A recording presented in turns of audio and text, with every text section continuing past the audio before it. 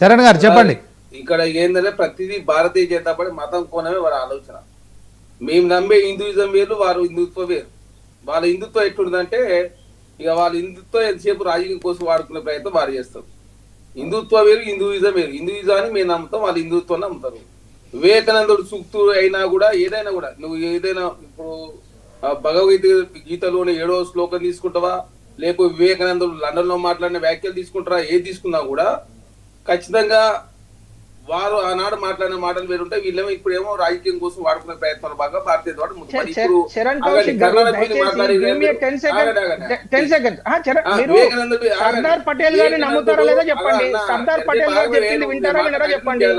వివేకానందుడు చికాగోలో అన్న మాటలు ధర్మం గురించి మతం గురించి వివేకానందుడు చాలా మించిన వారు ఎవరు లేరు. ఏమని చెప్తాడంటే నా మతం ఎంత గొప్పదంటే నేను ఏ గడ్డ నుంచి వచ్చానో అంటే నా మతంలో సత్యం ఉందని, ఇక ఏ మతంలోనూ సత్యం లేదు అని నేను భావించను. ప్రతి మతంలోనూ సత్యం ఉందని భావించే గడ్డపై నుంచి వచ్చినని చెప్పి చికాగోలో వివేకానంద చెప్తాడు. అంటే అన్ని మతాలను ఆనాడు వివేకానందుడు గారే గౌరవించి ఏ మతంలో సత్యం ఉందో ఆ సత్యాన్ని తీసుకునే ప్రయత్నం హిందుత్వం చేస్తుంది. వాళ్ళ హిందుత్వ పేరు మీద హిందుత్వ పేరు మీద రాజకీయం చేసే ప్రయత్నం భారతీయ జనతా పార్టీ చేస్తుంది. ఎందుకంటే హిందుత్వంలో ఎంతసేపు రాజకీయం కోసం ఇంకోటి ఇప్పుడు చెప్తాం కర్ణాటక గురించి మాట్లాడు. మరి గోవాకు 300 కోట్లు ఎట్లా ఇచ్చింది సార్ కేంద్ర ప్రభుత్వం, తెలంగాణకి ఎందుకు ఇవ్వలే? మీరు ఇవ్వాలి కదా. గోవా లిబరేషన్ డేస్ కు 300 కోట్ల రూపాయలు కేంద్ర ప్రభుత్వం కేటాయిస్తుంది, కేంద్ర హోంశాఖ. మరి తెలంగాణకి ఎందుకు ఇవ్వలేదు, కర్ణాటక ఎందుకు ఇవ్వలేదు? మీరు ఎంతసేపు విమోచన ఎక్కడ జరిగిందండి? మరి ఎందుకు నిజాం రాజు రాజ్ ప్రముఖ మీరు చెప్పండి, గవర్నర్ హోదా ఎట్లా కల్పించారు నాడు ప్రభుత్వాలు? విమోచనమే జరిగిపోతే బలవంతంగా గుంజుకొని భారతదేశంలో పెట్టి చేసుకుంటే ఆయన ఎట్లా రాజు ప్రముఖ అయ్యాడు? ఎట్లా ఈ నిజాం సంబంధించిన ఆస్తులు ఇప్పుడు ఎట్లుండే తెలంగాణ ఇంకా ఉన్నాయి కదా నిజాం సంబంధించిన ఆస్తులు. కాబట్టి అన్ని ఏంటంటే చర్చల ద్వారా కావచ్చు ఆనాటి ప్రభుత్వానికి అతను లొంగి కొంతమంది ఎవరు ఊర్ల మేపడి ఏదో చేసిన దానికి ఏదో మొత్తం ముస్లింకు హిందువులకు మొత్తం పెద్ద గ్యాప్ క్రియేట్ చేసే ప్రయత్నం భారతీయ జనతా పార్టీ చేస్తే సార్ ఇది. అలాగే చాలా మంది ముస్లింలలో ఉన్న వాళ్ళ ప్రాణాలు కోల్పోయారు, హిందువుల వాళ్ళ ప్రాణాలు కోల్పోయారు. అదేవిధంగా వారి రాజప్రముఖ గుర్తించు నిజామాస్తులు ఇప్పటికి ఉన్నాయి. వారి రాజప్రముఖ వారి బతికిన రోజు రాజప్రముఖ కొనసాగింది భారత ప్రభుత్వంలో. వాళ్ళు అది విమోచన చేసుకుని జైల్లో ఉండాలి కదా. వాళ్ళ ఆస్తులు ఎప్పుడో కేంద్ర ప్రభుత్వం హ్యాండ్ ఓవర్ చేసుకోవాలి కదా, మరి ఎందుకు చేసుకోవాలి మరి? కాబట్టి మీరు ఎంతసేపు దాన్ని రాజకీయ కోణం చూసే మా మతం మీరు అడగట్టే ప్రయత్నం మీరు చేస్తా ఉన్నారు.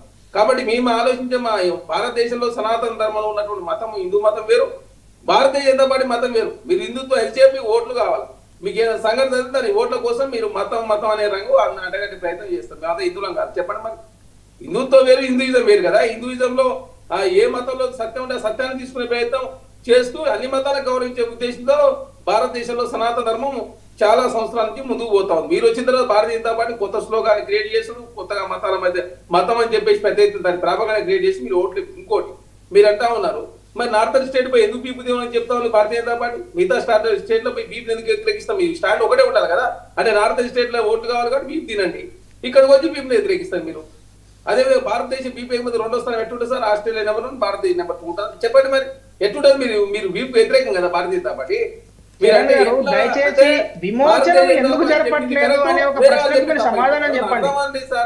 సర్దార్ పటేల్ గారు చెప్పిన లిబరేషన్ అనే వినండి. సర్దార్ పటేల్ గారు అన్నారు కాంగ్రెస్ ప్రభుత్వం హోంశాఖ. మీరేమన్నా చేసి అసలు ఈ దేశంలో మీరు ఆర్ఎస్ఎస్ పాత్ర కానీ భారతీయ జనతా పాత్ర ఏందని స్వతంత్ర ఉద్యమంలో కానీ నిజాంలో తెలంగాణ రాష్ట్రం ఏర్పడడం కానీ ఏమైనా మీ పాత్ర ఉందా? మీ పాత్ర లేని వాళ్ళు మీరు అనవసరంగా విమోచనం అని చెప్పేసి హిందూ ముస్లింల వల్ల పంచాయతీ పెట్టి రాజకీయ లబ్ధి జరగాలని చెప్పి కొంత దురుద్దేశం మీరు ముందుకు పోతారు. ఎంతసేపు మీకు ఎలక్షన్లు వస్తే పుల్వామా, బాలాకోట్, రామ మందిరం, Kashmir story, Jammu Kashmir story, Kerala story ఇదే తప్ప డెవలప్మెంట్ మీద మీరు ఓట్ల పోతారు ఎప్పుడైనా? మీరు ఈ డెవలప్మెంట్ చరణ్ గారు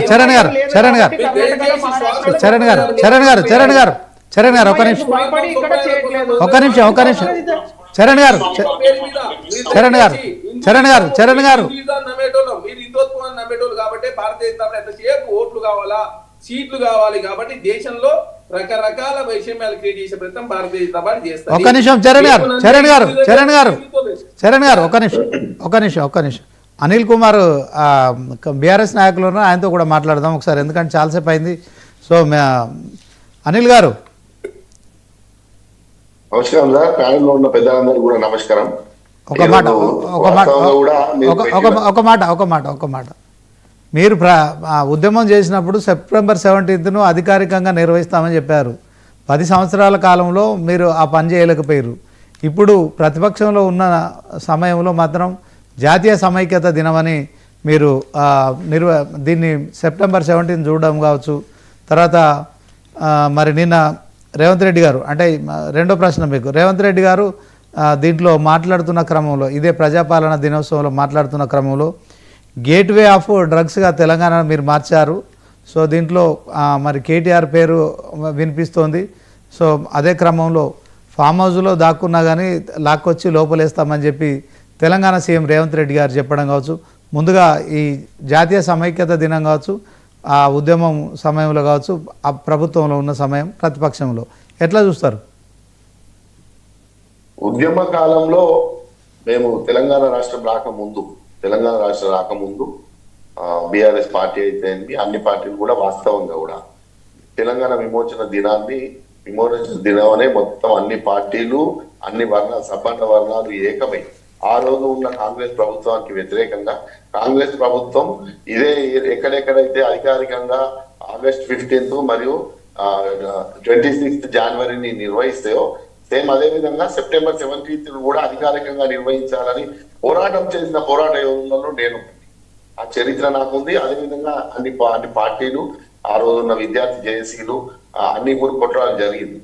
అయితే ఇప్పుడు చర్చ ఏంటంటే, మా ప్రభుత్వం వచ్చిన తర్వాత మీరు ఒక విషయం మర్చిపోయారేమో, అంటే నాకు గుర్తుంది, నేను జిల్లా గ్రంథాలయ సంస్థ చైర్మన్ గా ఉండి అధికారికంగా పాల్గొన్న చరిత్ర ఇదే కరీంనగర్ పరేడ్ గ్రౌండ్ లో పోరాటం చేసి పోలీసుల నిర్బంధం మధ్య దీంట్లో జెండా ఎగరవేయాలని చెప్పేసి అరెస్ట్ అయ్యి జెండా ఎగరవేసిన వైన ఒకటైతే, మళ్ళీ అధికారంలోకి వచ్చిన తర్వాత ఇదే